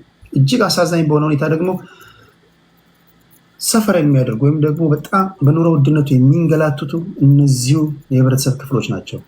ባደጉት ሀገራት የመንግስት ሰራተኛ ስትሆኑ ግብር ብትከፍሉ አትሊስት በአመቱ መጨረሻ ተመላሽ ይኖራቸዋል። ኢትዮጵያ ውስጥ ግን እንደዛ የለም። ኢትዮጵያ ውስጥ ግብር መክፈል የሚገባቸው ነጋዴዎች፣ ከፍተኛ ገንዘብ ሜክ የሚያደርጉ ደላሎች ምናምን ግብር አይከፍሉም። ልክ ነኝ አይደል? ብዙ ግብር አይከፍሉም። ለምሳሌ ነጋዴው የሚያገኘውን ያህል አይከፍልም። አትከራከር ፕሊዝ። አንዳንዶቻችሁ ከ150% እያተረፋችሁ ግብር ክፈል ስትባል ታብዳለ። የመንግስት ሰራተኛው ምን ይበል? የመንግስት ሰራተኛው ደላላ ግብር አትከፍልም። አንድ ደላላ ምንድነው ግብር ትከፍላለህ? አንድ ቤት ታሻሽጣለህ፣ 15% 5% ኮሚሽን ትቀበላለህ፣ ኪሰ ትከታለህ፣ ሆድህን ወደፊት ቂጥን ወደኋላ ሞልተህ እያገሳህ ትኖራለህ። ትከፍላለህ ግብር? አትከፍልም። አትከፍልም። በጣም ብዙ አሉ ግብር የማይከፍሉ ዘንጠው የሚኖሩ። እነዚህ ደግሞ አስቂኙ ነገር እነዚህ ግብር በብዛት የማይከፍሉ ደግሞ በዛው መጠን ደግሞ ስግብግቦች ናቸው፣ አማራሪዎች ናቸው። ሶሻል ሚዲያ ላይ ገንዘብ ሜክ የምታደርጉ አትከፍሉም።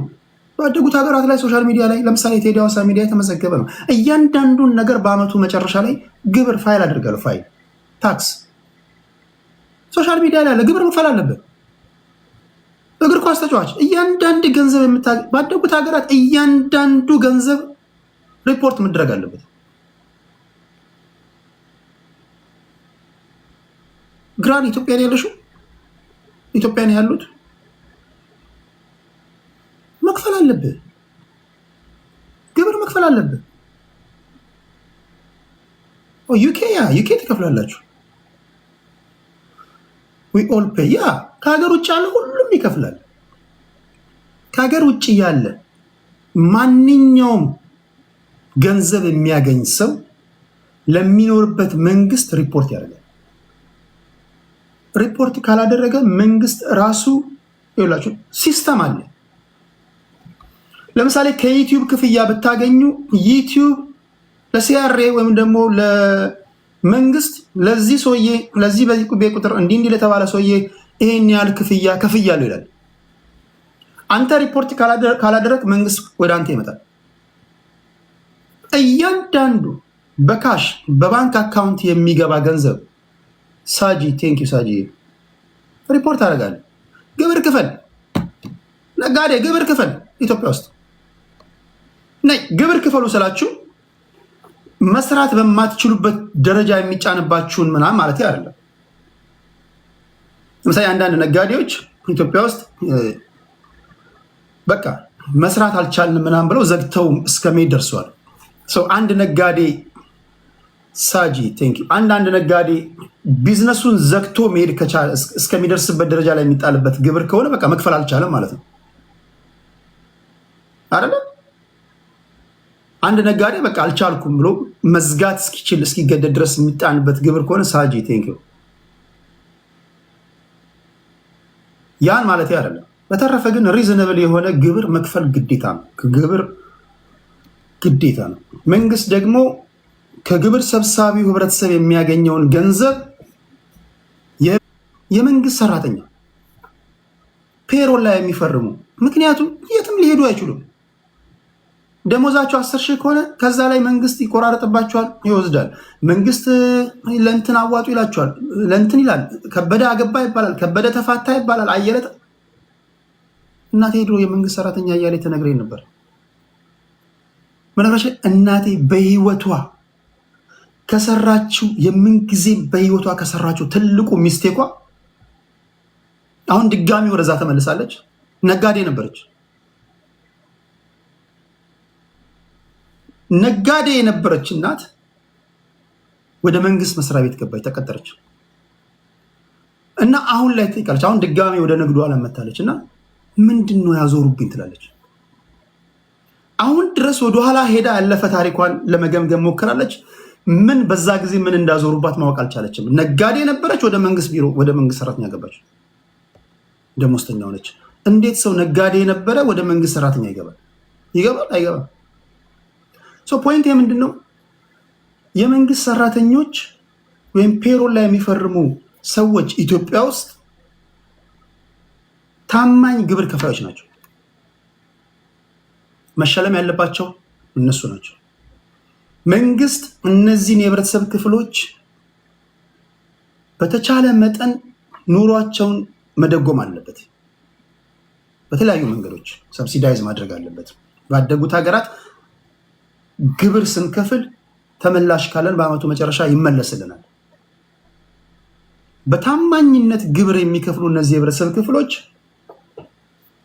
በታማኝነት የኑሮ ውድነቱን የሚጋፈጡትም እነዚሁ ናቸው። ለምሳሌ አስተማሪዎችን ብትዋቸው፣ የህክምና ሰዎችን ብትዋቸው፣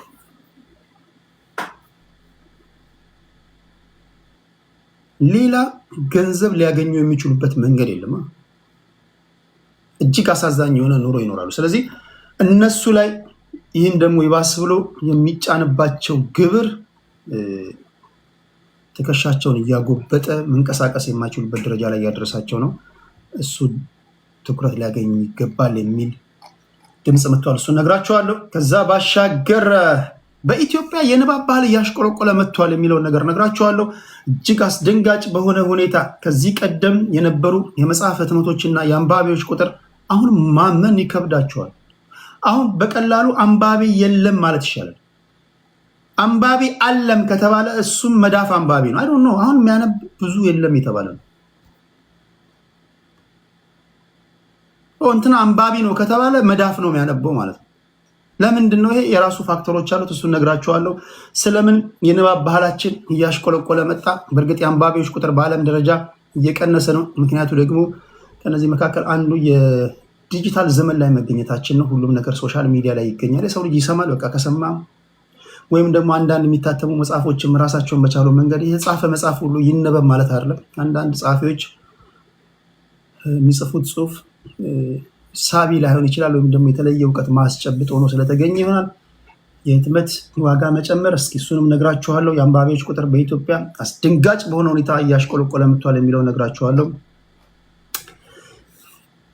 ወደ በኋላ አካባቢ ስንገናኝ ቀደም ሲል እንደነገርኳችሁ በመካከለኛ ምስራቅ ጉዳይ ላይ እናወራለን። በዚህ ጉዳይ ላይ እያነበባችሁ እየሰማችሁ ትኩረታችሁን ወደዛ እንድታደርጉ አሳስባችኋለሁ። ወደ በኋላ አካባቢ ከዚህ ቀደም ስናወራ ወይም ሳወራችሁ የነበራችሁ ልጆች ካላችሁ የሰላ እውቀታችሁን ታካፍሉናላችሁ። የመካከለኛ ምስራቅ የኢራንና የአሜሪካ ጦርነት፣ የእስራኤል ጦርነት ወዴት ያመራ ይሆን? እያንዳንዳችንን በር ቤት የሚያንኳኳ ነገር ነው።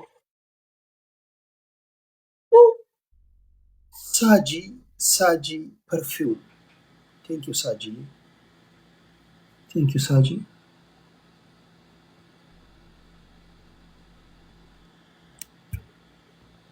ቴንክ ዩ ሳጂ ፐርፊውም ነጋዴ ናት። ሳጂ ከልብ አመሰግናለሁ። እዚህ ዩቲዩብ ላይ ያላችሁ ሳጂ ፐርፊውም የአድማጬ ትንሿን አንበሳ ሰታኝ እሱ ነው የጮኸው እንጂ ቤት ውስጥ አንበሳ ማረባ እንዳይመስላችሁ። ትንሿ አንበሳ ነው የጮኸችው ሳጂ። ከገዢው ፓርቲም ከተቃዋሚ ፓርቲዎችም ከሁላችሁም ጋር እኔ ሰላማዊ ሰው ነኝ። ፕሊስ እኔን ስታዩኝ እኔ ሰላማዊ ሰው ነኝ። ከፋኖች ጋር ሰላም ነኝ። ከጋበዛችሁ ይመጣለሁ። እኔ የምጠላው ስድብ ብቻ ነው። እኔ የምጠላው ዲስሪስፔክት የሚደረግበት ቦታ መገኘት አልፈልግም። የህወሓት ልጆች ከጠራችሁ ይመጣለሁ። የገዢው ፓርቲ ብልጽግና እኔ ስነግራችሁ እየነገርኳችሁ ነው የሚሄደው። የገዢው ፓርቲ ሰዎች ከጋበዙኝ ሄዳለሁ። እኔ በሀገሬ ጉዳይ ብቻ ነው ማልደራደረው። በተረፈ ከየትኛችሁም ጋር ጸባይ አይደለሁም። ከየትኛችሁም ጋር እኔ እንትን የለኝም። ጀዋር መሐመድ አንድ ሪፖርት ያቀርባል በሀገራችን ጉዳይ ላይ፣ በወቅታዊ ጉዳዮች ላይ። ያንን ሞዴሬት አድርጋለሁ። እኔን ተከትላችሁ ለምትመጡ ሰዎች ሪፖርቱን ካደመጣችሁ በኋላ የምታነሱ ጥያቄ ካለ የገባችሁ ጥያቄ እንድታነሱ እድል ሰጣችኋለሁ። ተጠይቃላችሁ። ሰላማዊና ምርጥ ውይይት ይኖረናል ብዬ ተስፋ አድርጋለሁ። ስለዚህ ከጀዋር መሐመድ ጋር 1 PM ላይ ነው የምንገናኘው። አይ ቲንክ እኔ ከሁላችሁም ጋር ዛሬ ማለት ነው፣ ዛሬ ከሰዓታት በኋላ እኔ ከሁላችሁም ጋር ሰላማዊ ሰው ነኝ። እኔ መጣላት አልፈልግም። የኔ ፕሪንሲፕል ጸብ አይደለም። ነገ አንድ የምናቀርበው ጥናታዊ ጽሑፍ አለ። ቴዲ ተገኝ ካላችሁኝ ፋኖች እመጣለሁ። ደረጀ ቴንኪው ለ$10 ለሱፐር ስቲከሩ ከልብ አመሰግናለሁ። ደረጀ አበበ የዘውትር አድማጫችን የቴዲ አዋሳ የጀርባ አጥንት ቴንኪው ደረጀ። እንደዛ ነኝ እኔ እንደዛ ነኝ። እኔ ምንም የሚያሸማቀኝ የሚያስፈራኝ ነገር የለም። የምፈራውም ነገር የለም። የምፈራው እኔ አጸያፊ ነገሮች እና መጥፎ ነገር ነው ይሄ እንጂ በተረፈ ጀዋር መሐመድ ጋር እንገናኛለን። እዛ እንድትመጡ ከዛ ጥያቄዎችን እንድጠይቁ እድል ሰጣችኋለሁ። ትገባላችሁ፣ ታወራላችሁ። ለመጠየቅም ለሁላችሁም እድል ሰጣችኋለሁ። በዋነኛነት ለማውቃችሁ ሰዎች ስለ ጨዋነታችሁ፣ ስለ እውቀታችሁ የምተማመንባችሁን ሰዎች እያስገባው እንወያያለን። ሳጂ እኔ የሐዋሳ ልጅ ነኝ። ሬሌ የሐዋሳ ልጅ ነሽ? ዋው ዘመዴ ነሽ ማለት ነው። የት አካባቢ?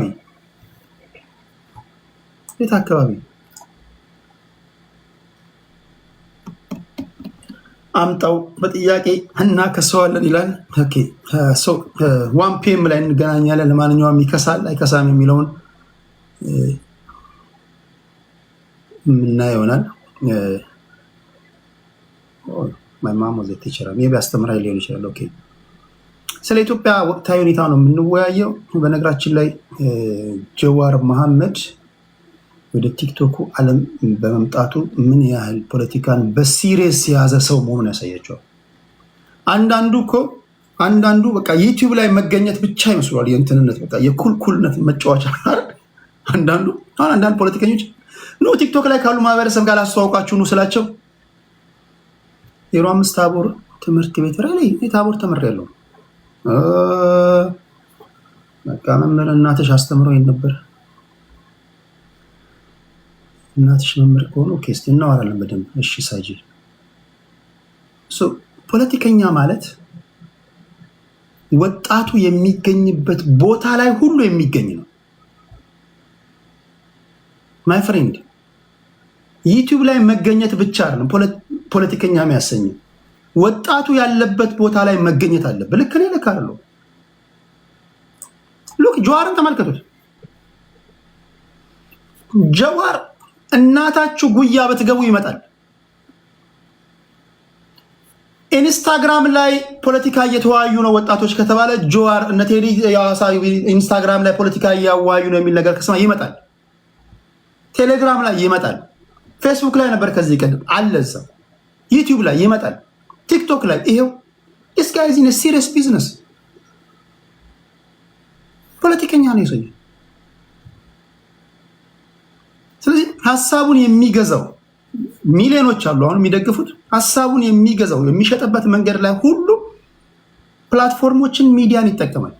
ይሄን ካልተጠ ዶናልድ ትራምፕ እኮ ፕሬዚዳንት ለመሆን በሚያደርገው እንቅስቃሴ እኮ ቲክቶክ ላይ መጥቷል። ቲክቶክ ምን ያህል የጠቀመው?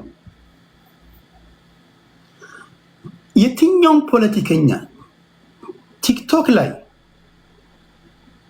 ካልተገኘ ሰው አያውቅህም። በቃ አምሶሪ ህዝቡ ያለው ቲክቶክ ላይ ነው። ዩቲዩብ ላይ ሰው አለ። በእርግጥ በተለይ ወጣቱ ያለበት ቦታ ላይ መገኘት አለባችሁ። ይሄ መስማት አለባችሁ።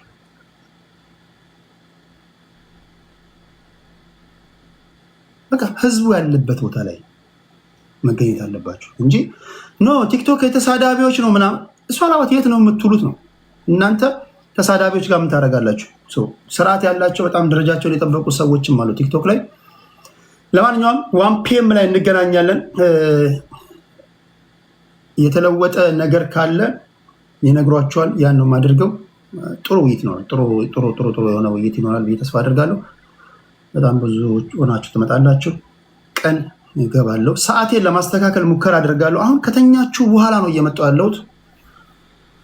አይ ዶንት ኖ እየተመቸኝ አይደለም። ቀን ለመግባት በኢትዮጵያ ሰዓት አቆጣጠር ምሽት 2 ሰዓት እና 3 ሰዓት ላይ ነው መግባት ያለብኝ። ግን እሱ ለማስተካከል ጥረት እያደረኩኝ ነው፣ እየሞከርኩኝ ነው።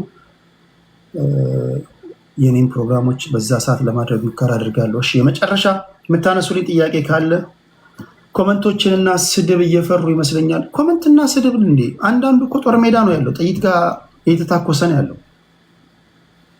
ታዲያ ኮመንትና ስድብ ከፈራማ ታዲያ እንዴት ትሆናለህ? ታዲያ እንዴት ፖለቲከኛ ትሆናለህ? ጎበዝ።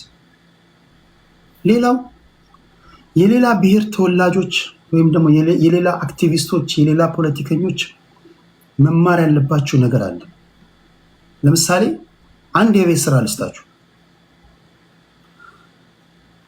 ጀዋር መሐመድ ለምሳሌ ሶሻል ሚዲያ ላይ ሲመጣ አቨሬጅ የሚያየው ህዝብ አለ። እያንዳንዳችሁ ራሳችሁን መጠየቅ አለባችሁ።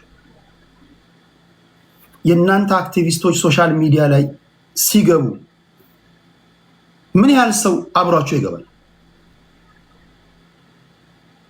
ከትግራይ፣ ከአማራ፣ ከጉራጌ ሌሎቻችሁ ነው።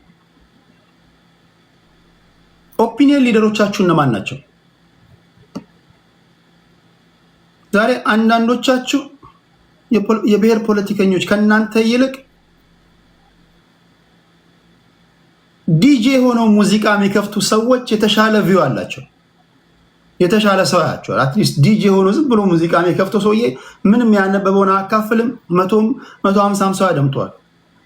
ህዝቡን ነፃ ላውጣ ወይም ህዝቡ ተበድሏል እያልክ ስለ ህዝቡ የተናገርክ አትሊስት ስለሱ የምትናገርለት ህዝብ እያደመጠህ ነው ወይ? እያደመጠህ ካልሆነ መንገዳችሁን መቀየር አለባችሁ።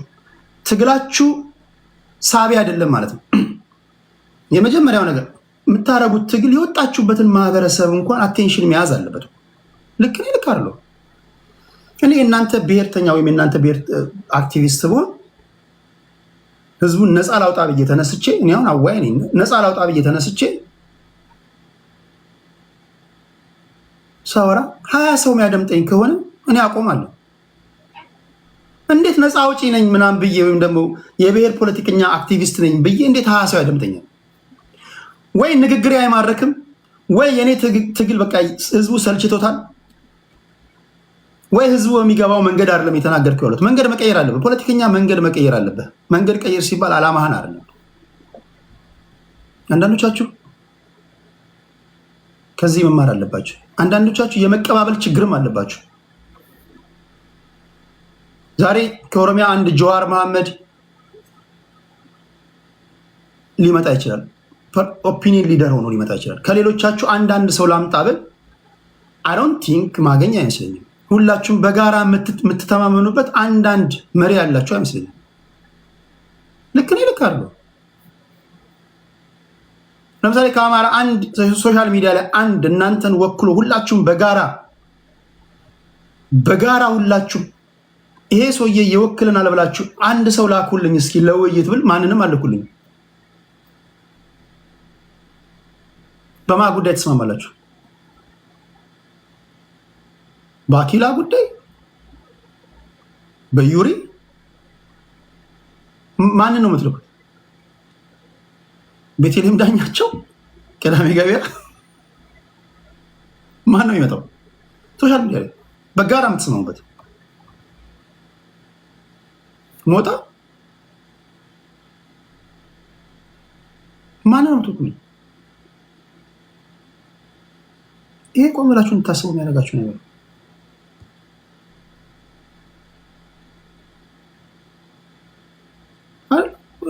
ቁም ነገር ነው። በጣም እንድታስቡ የሚያደርጋችሁ ነገር ሶሻል ሚዲያ ላይ አጀንዳ የሚሰጣችሁ እየሆነ ያለውን ነገር ከሱ በመነሳት የምትተነትኑት አንድ በጋራ ቤቱን ከፍቶ ሲያወራ ስለ እናንተ ሲያወራ 10 ሺህም 20 ሺህም ሆናችሁ የምታደምጡት ሰው ያስፈልጋችኋል።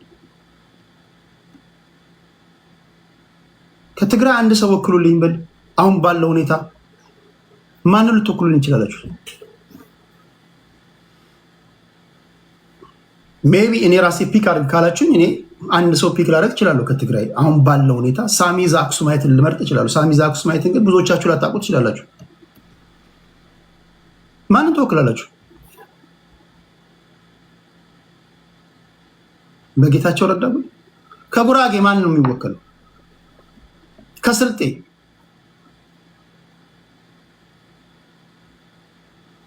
ፖይንት ምንድነው? ከጀዋር መንፈሳዊ ቅናት ሊያድርባችሁ ይገባል ለማለት ነው። ያ ራሳችሁን ዞራችሁ ማየት አለባችሁ። እንዴት ነው ነፃ ላውጣ የምትለው ሰውዬ ማያደምጥ? አንዳንዶቻችሁ እኮ ነፃ ተጨቁኗል ስለምትሉት ስለ ማህበረሰባችሁ እያወራችሁ ይሄ ተጨቁኗል የምትለው ሰውዬ ወይ ሀቢባ ቤት ስለ ፑታንታ እያወሩ ነው። ልክ አይደለም ወይ? አንዷ ቤት ገብተው ጭልፋና ማንኪያ እያሉ ነው። እነሱ በቃ ሌላ ዓለም ላይ ናቸው ያሉት። እንዴት እንደዚህ ሊሆን ይችላል? ሲሆን እኮ ስትገቡ ግር ብሎ መግባት አለባቸው። ሄይ ስለኛ ሊወራ ነው፣ መረጃ ሊሰጠን ነው ምናምን ብለህ እኮ 20 ሺህ 30 ሺህ ሆነ እኮ መታደም ያለብህ አንተ ነህ እኮ። አንዳንዱ ባዶ ቤት ነው የሚጮኸው ላቡን እንዲህ ያደርግ።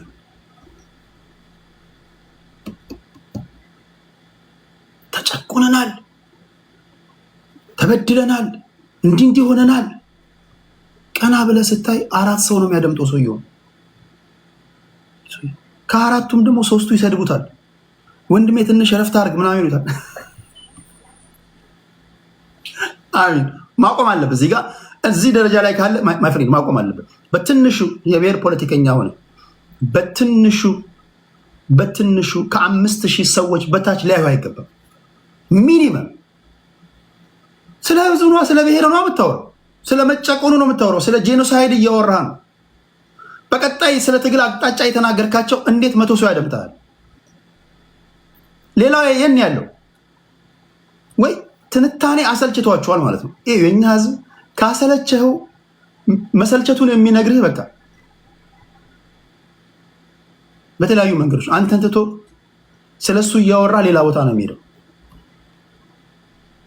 አቴንሽኑ መያዝ መቻል አለባችሁ። በተለይ እኔ እያወራ ያለሁት የብሔር ፖለቲካ አቀንቃኞችን ነው። ራሳችሁን ጠይቁ። ህዝቡ ለምንድን ነው የሰለቻችሁ? ህዝቡ ለምንድን ነው ጆሮ የነፈጋችሁ?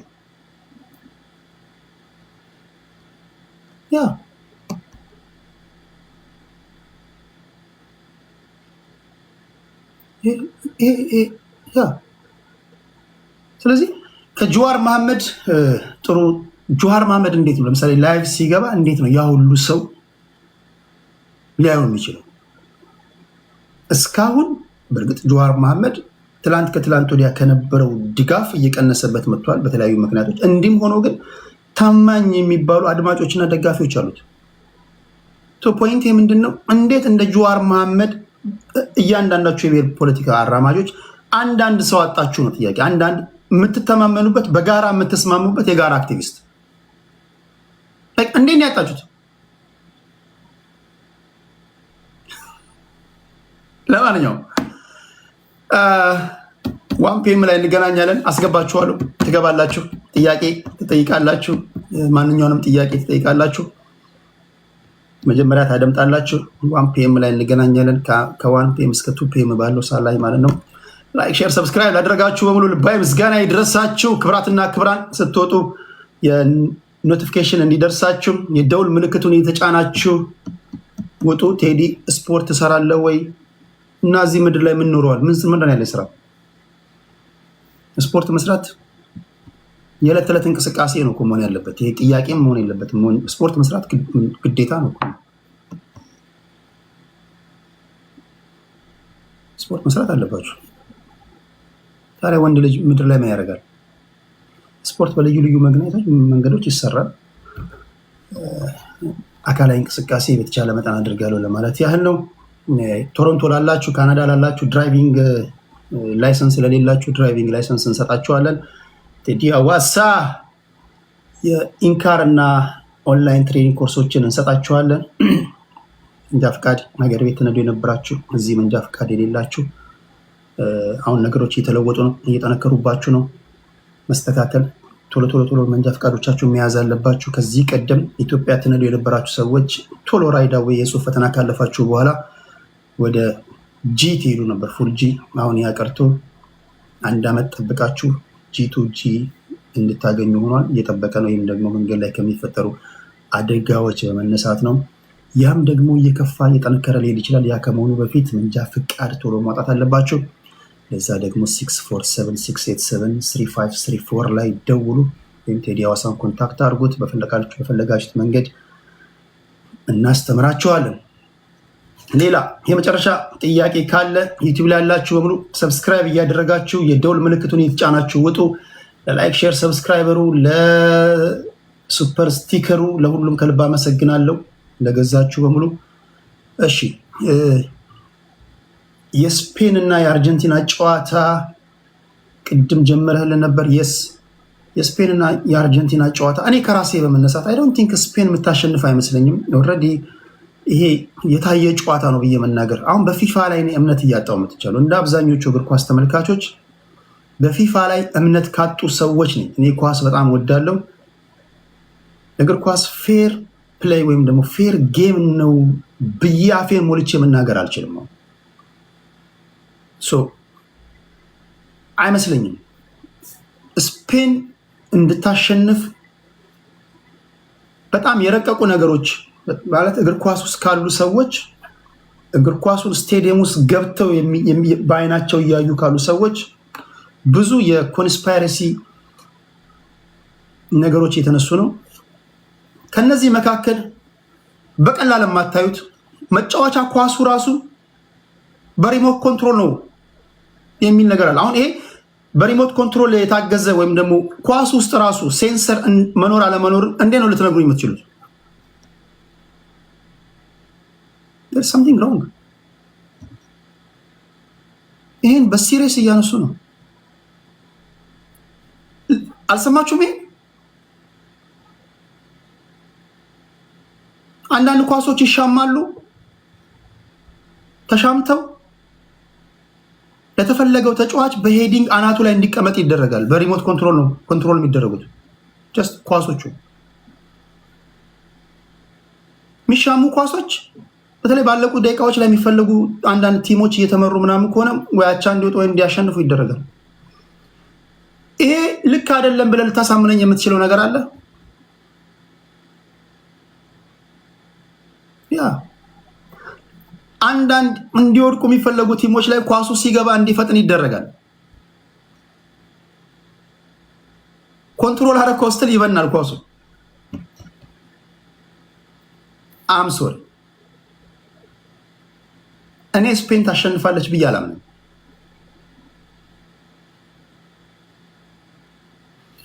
ምን ጥሞናችንን ለመስለብ የመጀመሪያ 45 ደቂቃ ላይ ጎሎች ይገባሉ። ከዛ በኋላ ሰስፔንስ ለማድረግ ምናምን እንጂ ኦልሬዲ የታየ ጨዋታ ነው እያየን ያለው። እኔ አይደለም የዓለም እግር ኳስ ተመልካች ከዚህ በኋላ በእግር ኳስ አይደለም በሌላ የስፖርታዊ ሁኔታዎች ራሳቸው ጥርጣሬ የተፈጠረበት ነው። ፊፋ ላይ ኦልሞስት ሁሉም የእግር ኳስ አፍቃሪ ጥርጣሬ ተፈጥሮበታል ነው። ግብጾች ላይ የደረሰውን በደል እንዴት ነው የምታስረዳኝ? ግብጽ አርጀንቲና ላይ ያደረገችውን ነገር እኔ በታሪክ እግር ኳስ ማየት ከጀመርኩበት ጊዜ ጀምሮ ከግብ ጠባቂ እስከዛኛው ግብ ጠባቂ ድረስ ኳሱ አነሳሱ ተፈትሾ ኖ ፋውል ሰርታል ተብሎ ሲነፋ ይቻላል። አይታችሁ ታውቃላችሁ? ከዛኛው ግብ ጠባቂ ኳሱ ተደራጅቶ የመጣ ኳስ ነው።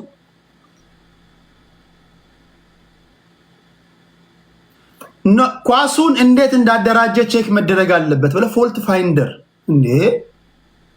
አዲስ ህግ ነው። ከዛ ጀምሮ ቢውልድ ተደርጎ የሄደ ስንት ደቂቃ ተቀባብለው ኦልሞስት አንድ ደቂቃ ከምናምን ተቀባብለው በዓለም ዋንጫ ታሪክ አይተን የማናቀውን ድንቅ ጎል አስቆጥረው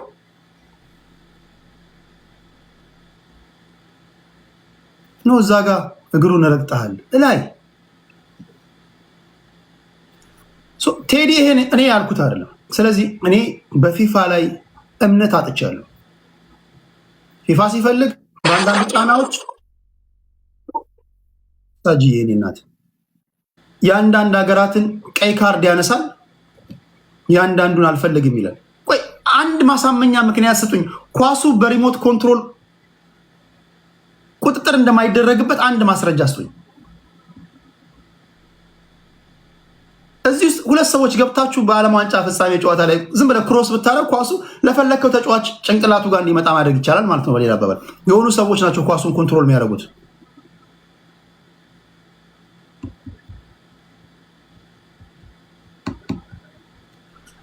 ስለዚህ በፍጹም እኔ ማመን አልቻልኩም። እኔ ብቻ አይደለሁም፣ በዓለም ላይ ያሉ እግር ኳስ ተመልካቾች አንድ አይነት ቶን ነው እያሰሙ ያሉት። ትክክል አይደለም። እሺ ለማንኛውም እነዚህ ናቸው። ከሰዓታት በኋላ እንገናኛለን። ዩቲዩብ ላይ ያላችሁ በሙሉ ልባዊ ምስጋና ይድረሳችሁ።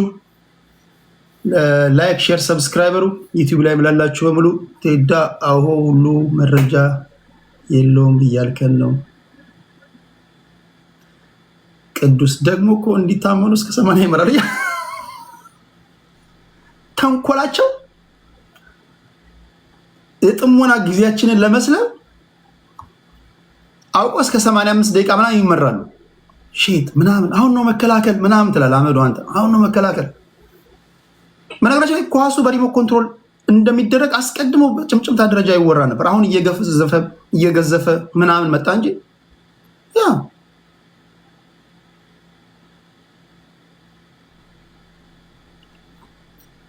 እኔ አሁን ስፔን ዋንጫውን ታነሳለች ብትለኝ አይመስለኝም። አርጀንቲና ለምንድን ነው አንዳንድ ሰዎች የአርጀንቲናን ጉዳይ ከብዙ ነገር ጋር እያይዛሉ። አሁን እሱ መናገር አልፈልግም።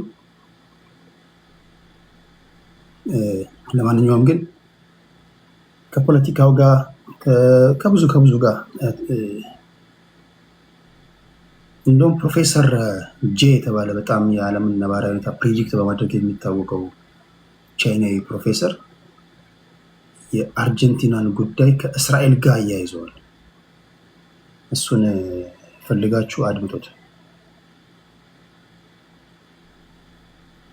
እሺ ከሰዓታት በኋላ በሚኖረን ቆይታ እስክንገናኝ ድረስ እግዚአብሔር ከፍ ይጠብቃችሁ።